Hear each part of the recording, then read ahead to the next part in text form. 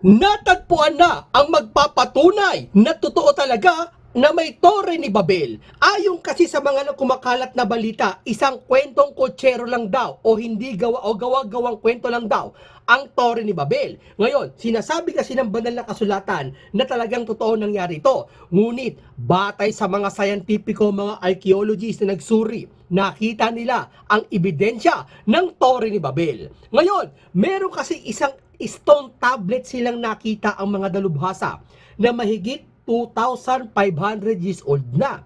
Nakita nila ito mismo at dito iikot ang ating kwento. Ngayon, tulad ng dati mga kaibigan at mga kapatid, ikukwento muna natin ano ba ang nangyari sa Torre ni Babel? Ano ba ito? Ba't ito ginuno ng Diyos? At bakit ito itinayo? At saka natin ikukwento, ibabahagi ang ebidensya na talagang tunay na may Torre ni Babel. Ganito kasi yan. Kung mababasa sa Genesis 11, 1 hanggang 9, ganito mga kaibigan, sa panahon bago pa man maitayo ang nasabing tore, iisa lamang ang wika ng mga tao. Sila din ay nagpapalipat-lipat ng tirahan hanggang sa mapunta sila sa kapatagan ng Sinar at doon sila namalagi. Dumating ang pagkakataon na nagkaisa sila na magtayo ng isang lungsod na merong tore na aabot hanggang langit. Ang kanilang layunin ay upang hindi na sila magkawatak-watak pa sa daigdig. Pisa ang ginamit nila noon sa bato, samantalang alkitra naman ang nagsisilbing semento. May pagkakataon na ang Panginoon ay bumaba upang tignan ang lungsod ng tore na ginagawa ng sangkatauhan. Sinabi ng Panginoon na pasimula pa lamang iyon ng binabalak nilang gawin at di magtatagal ay gagawin na nila anuman ang kanilang magustuhan.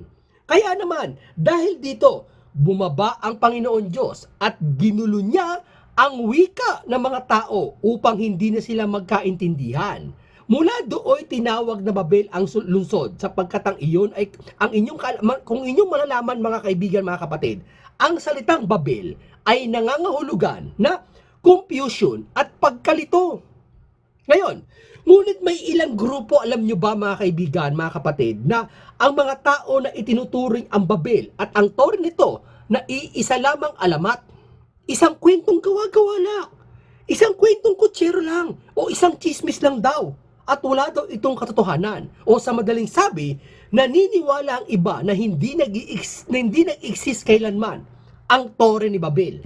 Ngunit, itong mga susunod na bahagi natin, ipapakita natin ngayon sa kanila ang ebidensya na magpapatunay talaga na tutunay na nangyari ang ginawa ang Torre ni Babel. Ngayon, meron isang kolektor na nagngangalang Martin Iskoyen.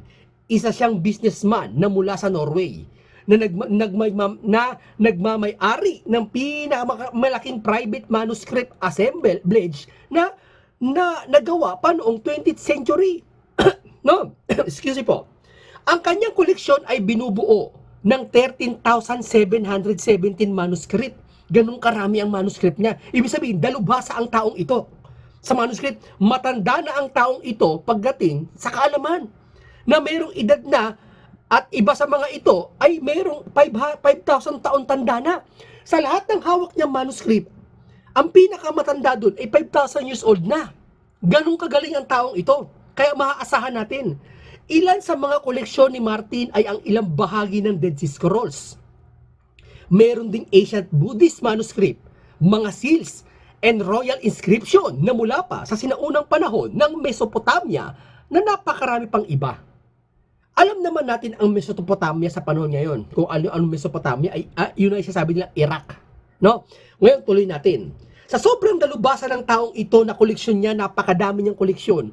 Lahat ng bagay na patunayan, lahat na testing, na carbon dating test, dumaan sa laboratory, sinuri ng mga dalubhasa, tunay ang kaniyang natagpuan. At isa nga dito, natagpuan niya ang stone na ito, na monument, na inuugnay sa panahon ng Torre ni Babel.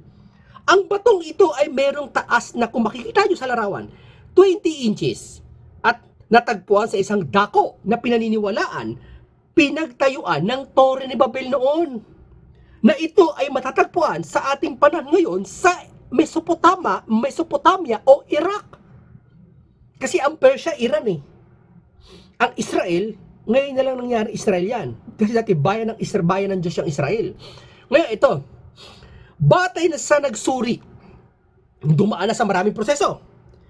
Hindi malabo na ang batong ito ay pagmamay-ari ni Haring Nebuchadnezzar II na namuno noon sa Babylonia mahigit 2,500 taon na ang nakakalipas. Ibig sabihin, wala pa si Kristo, nandito na to.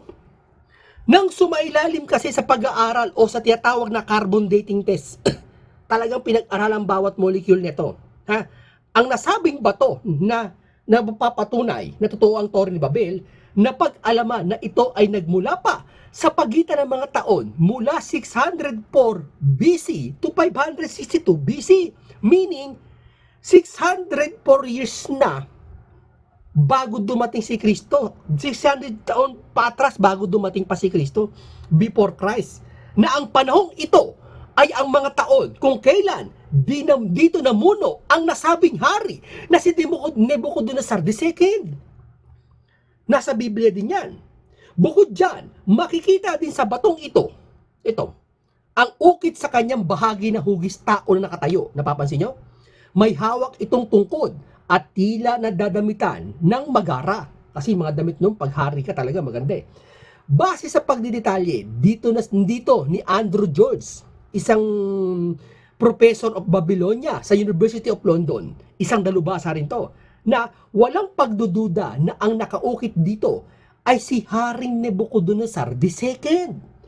Dahil bukod sa nakaedad ng batong ito na pamumuno ni Hari, ay akma din ang wangis na nakasulat sa paglalarawan sa nasabing hari at sa Bible. Na may katabi niya, napapansin para may tore. Pero mabalik tayo sa Torre ni Babel. Kung atin ang pagmamasdan mabuti ang mga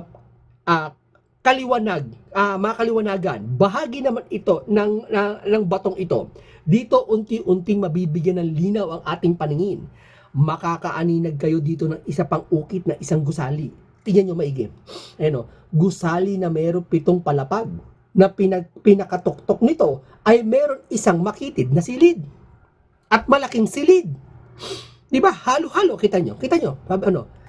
Ayon mismo kay Andrew, ang gusali naman na ito ay walang duda na lumalarawan sa Torre ni Babel. Katabi nito si Haring Nebuchadnezzar II. Hindi naman ito mapagsisinungalingan dahil ang forma ng pagkakaukit dito ay tugma sa paglalarawan ng scholar patungkol sa wangis kung paano ginawa ang Torre noon. Dagdag pa din na sumusuporta dito ay ang dako kung saan nakita ang stone monument. Dako, pinaghukayan, panahon, ukit, disenyo, tugma lahat.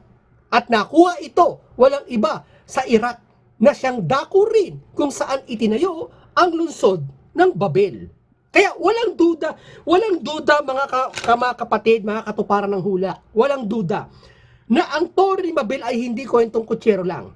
Ito ay tunay. Anong ibig kong sabihin sa lahat ng kwentong ito? Isa lang pinatututuhanan, ang banal na kasulatan hindi pwedeng pasinungalingan o hindi pwedeng linlangin o may magsabi, yan ay hindi totoo. Gagamitin lang natin yan kung kailangan. Mali. Ang Biblia nagpapagamit sa lahat ng oras, sa lahat ng dako, sa lahat ng pagkakataon at panahon. Dahil ang buhay natin hindi alam kung saan. Kaya ang Biblia diyan nagbibigay ng mensahe sa mangyayari at sa naganap.